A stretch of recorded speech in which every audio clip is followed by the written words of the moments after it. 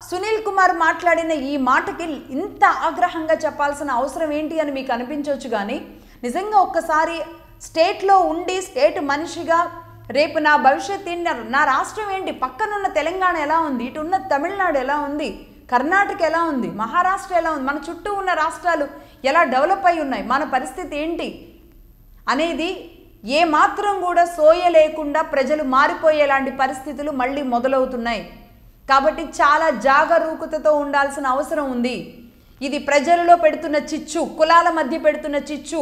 రేపు ప్రాంతాల మధ్య కూడా మళ్ళీ రగిల్చే అవకాశాలు ఉంటాయి అప్పుడు జగన్మోహన్ రెడ్డి గారు 3 ప్రాంతాలను విభజించి ఇలా ప్రాంతాల వారీగా చేశారు ఇక్కడ జగన్మోహన్ రెడ్డి గారిని టార్గెట్ చేయడం నా ఉద్దేశం కాదు ఇప్పుడు ఆయన ప్రతిపక్షంలో ఉన్నారు ప్రజలు తీర్పు ఇచ్చేశారు ఆయన ప్రతిపక్షంలో ఉంచారు అయినా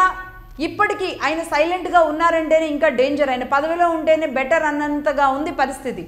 ఎందుకంటే ఆయన ఏం చేయరు ఎవరు చేయాలో వాళ్ళు చేస్తూ ఉంటారు ఎవరు ముందుకు రావాలో వాళ్ళకు వస్తూ ఉంటారు కాబట్టి ఈరోజు కాపుల్ని చీల్చాలి